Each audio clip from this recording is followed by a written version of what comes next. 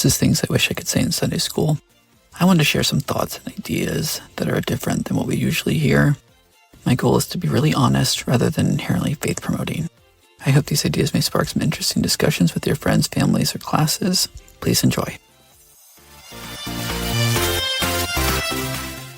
This is the lesson for January 5th through 11th, Moses chapter 1 and Abraham chapter 3. Today's topics are books of Moses and Abraham and the preexistence. The Church of Jesus Christ of Latter-day Saints puts much more emphasis on the creation story retold in the book of Moses than the story in Genesis. The book of Moses was written by Joseph Smith while doing his translation of the Bible. I have to point out that he was not actually translating the Bible. He was going through the King James Version of the Bible so that God could communicate to him parts that needed editing. That's not translating by any definition I know. Apparently, there was a lot of corrections for early Genesis. The chapters that make up the Book of Moses were originally published in the Evening and Morning Star in Independence, Missouri and Kirtland, Ohio, and then in the Times and Seasons in Nauvoo. The first edition of the Pearl of Great Price was published in 1851, but the Book of Moses was incomplete, using the newspaper publications as its source rather than the original manuscripts. The complete Book of Moses was included in the 1878 edition of the Pearl of Great Price, and the Pearl of Great Price was canonized by the Church of Jesus Christ of Latter-day Saints in 1880.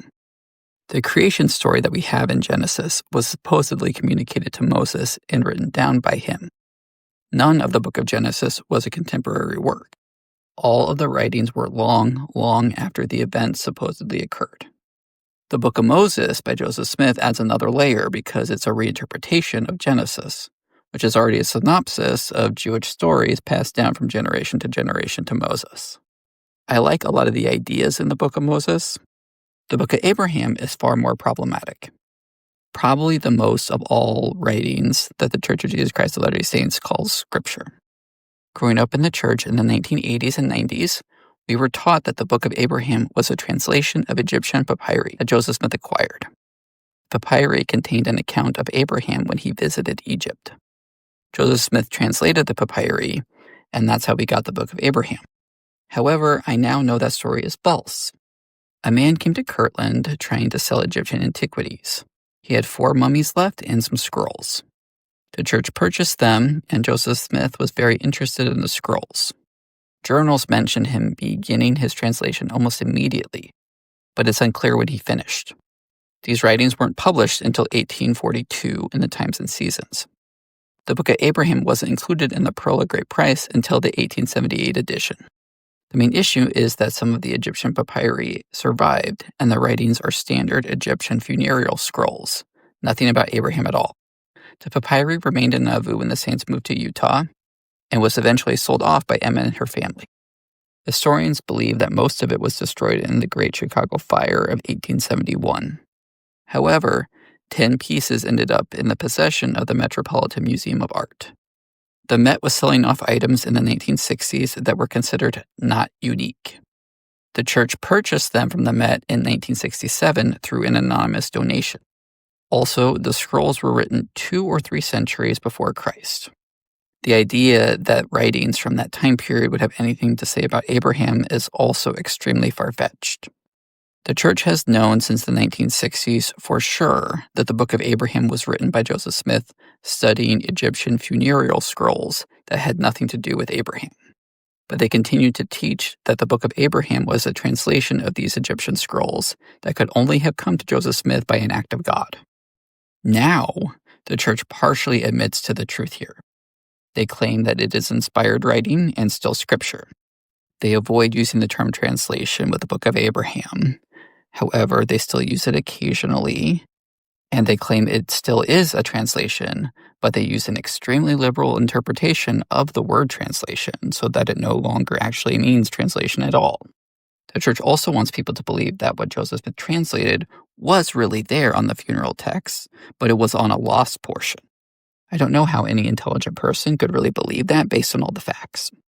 Anyway, I just have to acknowledge the truth behind the text for the Book of Moses and the Book of Abraham, since they are being taught this year. The main topic of this first lesson from the Old Testament is the preexistence. I personally don't have any strong convictions about the preexistence. I am okay with the idea that all people were created spiritually before being born into mortal life, but it doesn't affect how I live my life. This is still my one life to do as much good as I can. But if we were all created prior to being born, then I have to believe that there was equity among all the spirit children. I'll read Abraham chapter 3, verses 22 and 23. Now the Lord had shown unto me, Abraham, the intelligences that were organized before the world was. And among all these there were many of the noble and great ones.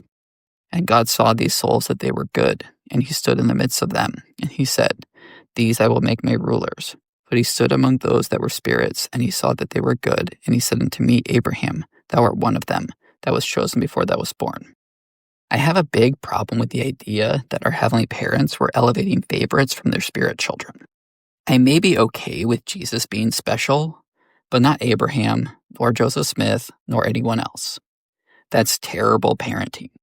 When you have favorites, you have to be extra careful that you keep things equitable, or you're doing parenting badly. I just reject this idea wholeheartedly. I used to like the idea that I was maybe special and God favored me, but now I think that's just vanity. It also makes God petty and flawed. But it also goes along with the idea that our heavenly parents have a unique plan for each of their children. I get the thinking, if God has a plan for each of us, some people have much more amazing lives than others. There are obviously some noble and great ones, and then the rest of us. But I don't buy it. I reject the notion that God has complex, detailed plans for any of us. As a parent, that's a fool's errand. And I believe in the principle of agency above all else. I think our heavenly parents' plans for us are much more general, like be a kind person that develops their talents, things like that. The other thing I think about along with the preexistence is how vastly different circumstances we were all born into. Some people are born into good homes that are financially secure with loving parents. Others are born to abusive parents, and many are born into poverty and will struggle most days of their life just to survive. Because of this, I have been tinkering with the idea that the circumstances we are born into have to be decided by God at random. It's too cruel for loving heavenly parents to pick and choose who is going to be born into a good life and who among their children will be born into pain and suffering. Randomization is the only thing right now that makes sense to me, but I'm open to my current theories evolving.